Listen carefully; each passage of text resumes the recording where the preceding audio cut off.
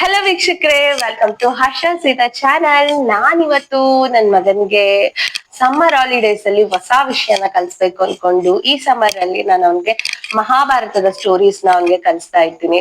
ಮಹಾಭಾರತದ ಸ್ಟೋರೀಸ್ ನಾನು ಹೇಳೋದ್ರೊಟ್ಟಿಗೆ ವಿಡಿಯೋಸ್ ನ ನೋಡಿ ಕೂಡ ಅವ್ನ್ ಒಂದಷ್ಟು ವಿಷಯಗಳನ್ನ ಕಲ್ತ್ಕೊಂಡಿದ್ದಾನೆ. ಅವ್ನ್ ಕಲ್ತಿದ್ ನೋಡಿ ನಂಗೆ ತುಂಬಾ ಖುಷಿ ಆಯ್ತು ಅಂತಾನೆ ಹೇಳ್ಬೋದು.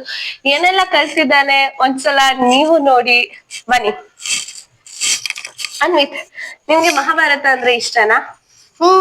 ಮಹಾಭಾರತದಲ್ಲಿ ಫೇವ್ರೇಟ್ ಯಾರು? ಫೇವ್ರೆಟ್ ಭೀಷ್ಮನಾ? ಓಕೆ, ಈಗ ನಾವು ಮಹಾಭಾರತದ ಬಗ್ಗೆ ಒಂದಷ್ಟು ಕ್ವಶನ್ಸ್ ನಿಂಗೆ ಕೇಳ್ತೀನಿ, ಆಯ್ತಾ? ಏನ್ ತಿಳ್ಕೊಂಡಿದ್ಯಾ ನೋಡೋಣ. ಮಹಾಭಾರತದಲ್ಲಿ ಭೀಷ್ಮನನ್ನ ಏನಂತ ಕರೀತಾರೆ? ಪಿತಾಮಹ ಭೀಷ್ಮ. ಪಿತಾಮಹ ಭೀಷ್ಮ ಅಂತಾರೆ. ಭೀಷ್ಮನ ಪೂರ್ತಿ ಹೆಸರೇನು? ದೇವರಥ ಭೀಷ್ಮ. ದೇವರಥ ಭೀಷ್ಮ. ಅವ್ರ ತಂದೆ ಹೆಸರೇನು? ಶಾಂತನು ಮಹಾರಾಜ. ಅವರ ತಾಯಿ ಹೆಸರು ಗಂಗೆ. ಗಂಗೆ ಮತ್ತು ಭೀಷ್ಮ ಅವರ ರಿಲೇಶನ್ಶಿಪ್ ಅಂದ್ರೆ ಗಂಡ ಹೆಂಡತಿ ಇರ್ತಾರಲ್ವಾ, ಅವರು ಹೆಂಡತಿಯಾದ ಗಂಗೆ ಶಾಂತನು ಮಹಾರಾಜನನ್ನ ಬಿಟ್ಟು ಹೋಗ್ತಾರೆ. ಯಾವ ಕಾರಣಕ್ಕೆ ಬಿಟ್ಟು ಹೋಗ್ತಾರೆ? ಅವರು ನೀರಲ್ಲಿ ಹಾಕ್ಬಿಟ್ಟು ಪಾಪುನ ಚುಚ್ಚಿ ಸಾಯಿಸ್ತಾ ಇದ್ರು. ನೀರಿನಲ್ಲಿ ಅವ್ರ ಮಕ್ಕಳನ್ನ ಅವರು ಸಾಯಿಸ್ಬಿಡ್ತಾ ಇದ್ರು. ಆ ಕಾರಣಕ್ಕೆ ಅದನ್ನ ಪ್ರಶ್ನೆ ಮಾಡಿದ್ರು ಅನ್ನೋ ಕಾರಣಕ್ಕೆ ಗಂಗೆ ಅವರನ್ನ ಬಿಟ್ಟು ಹೋಗ್ತಾರೆ. ಕರೆಕ್ಟ್ ಅಲ್ವಾ? ಆಮೇಲೆ ಭೀಷ್ಮನ ಕರ್ಕೊಂಡು ಹೋಗ್ತಾರೆ. ಭೀಷ್ಮನನ್ನು ಕೊಲ್ಲಕ್ ಹೋದಾಗ ಅವ್ರ ತಂದೆ ಕ್ವಶನ್ ಮಾಡ್ತಾರೆ, ಅದಕ್ಕೆ ಗಂಗೆ ಅವರನ್ನ ಕರ್ಕೊಂಡು ಹೋಗ್ತಾರೆ.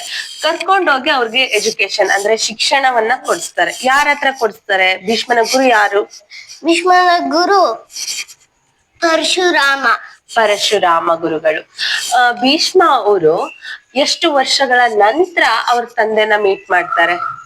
25 ವರ್ಷಗಳ ನಂತರ ಮೀಟ್ ಮಾಡ್ತಾರೆ. ಹೌದಲ್ವಾ?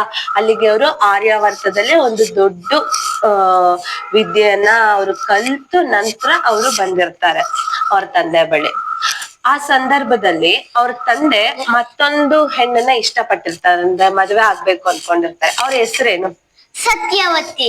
ಸತ್ಯವತಿ. ಬಟ್ ಸತ್ಯವತಿ ಶಾಂತನು ಮಹಾರಾಜನನ್ನ ಮದ್ವೆ ಆಗಲ್ಲ ಅಂತ ಹೇಳ್ಬಿಡ್ತಾರೆ.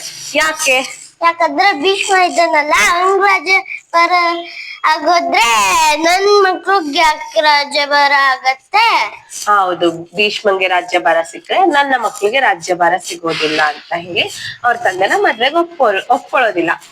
ಆ ಸಂದರ್ಭದಲ್ಲಿ ಭೀಷ್ಮ ಒಂದು ಪ್ರತಿಜ್ಞೆಯನ್ನ ಮಾಡ್ತಾರೆ ಅವರ ತಂದೆಯ ಪರವಾಗಿ. ಏನಂತ ಪ್ರತಿಜ್ಞೆ ಮಾಡ್ತಾರೆ? ನಾನು ಹಸ್ತಿನಾಪುರದ ರಾಜ ಆಗಲ್ಲ, ನಾನು ಹೇಳಿ, ಏನ್ ಗೊತ್ತಾ? ಹಸ್ತಿನಾಪುರದ ದಾಸನಾಗೆ ಇರ್ತೀನಿ, ರಾಜ್ಯ ಆಗೋದಿಲ್ಲ. ಹಾಗೆ ಅವರು ಮತ್ತೊಂದು ಪ್ರಮಾಣವನ್ನ ಸ್ವೀಕರಿಸ್ತಾರೆ ಅಂತಾನೆ ಹೇಳ್ಬೋದು. ಏನದು? ನಾನು ಬ್ರಹ್ಮಚಾರ್ಯ ಸ್ವೀಕರಿಸ್ತೀನಿ ಅಂತ. ಆಯ್ತು, ಬಾಯ್. ಇಷ್ಟೆಲ್ಲ ವಿಷಯ ತಿಳ್ಕೊಬಿಟ್ಟಿದ್ಯಾ ಅಲ್ವಾ ಅನ್ವಿತ್ ನೀನು? ಹೌದು, ಅವರು ಬ್ರಹ್ಮಚರ್ಯವನ್ನ ಸ್ವೀಕರಿಸ್ತಾರೆ. ನನ್ನ ವಂಶ ಬೆಳೆಯೋದಿಲ್ಲ, ಅಲ್ಲಿಗೆ ನನ್ನ ವಂಶ ಯಾರು ಕೂಡ ನಿಮ್ಮನ್ನ ಪ್ರಶ್ನೆ ಮಾಡೋದಿಲ್ಲ ರಾಜ್ಯಭಾರದ ಬಗ್ಗೆ ಅಂತ ಹೇಳಿ ಅವರು ಸತ್ಯವತಿಗೆ ಮಾತು ಕೊಟ್ಟು ಅವ್ರ ತಂದೆ ಜೊತೆ ಸತ್ಯವತಿಯನ್ನ ಮದುವೆ ಮಾಡಿಸ್ತಾರೆ. ಇದಾದ್ಮೇಲೆ ಸತ್ಯವತಿ ಮತ್ತು ಶಾಂತನು ಮಹಾರಾಜರಿಗೆ ಒಬ್ಬ ಮಗ ಆಗ್ತಾನೆ, ಅಂದ್ರೆ ಭೀಷ್ಮನ ತಮ್ಮ. ಯಾರದು? ವಿಚಿತ್ರ ವೀರ್ಯ. ನೋಡಿದ್ರಲ್ಲ ವೀಕ್ಷಕರೇ, ಒಂದಷ್ಟು ಮಹಾಭಾರತದ ಹಿನ್ನೆಲೆ ಕಥೆಯನ್ನ ನನ್ ಮಗ ಎಷ್ಟು ಚೆನ್ನಾಗಿ ತಿಳ್ಕೊಂಡಿದ್ದಾನೆ. ಇಂಥದ್ರಲ್ಲಿ ಅವನು ಎಷ್ಟು ಚೆನ್ನಾಗಿ ಮಹಾಭಾರತದ ಕಥೆಯನ್ನ ಕಲಿತಾ ಇದ್ದಾನೆ ಅಂತ ನೋಡ್ಬೋದು. ನಮ್ಮ ಮತ್ತೊಂದಷ್ಟು ವಿಡಿಯೋಗಳಿಗಾಗಿ ನಮ್ಮ ಚಾನೆಲ್ ನ ಸಬ್ಸ್ಕ್ರೈಬ್ ಮಾಡಿ, ಲೈಕ್ ಮಾಡಿ ಹಾಗೂ ಶೇರ್ ಮಾಡಿ. Thank you.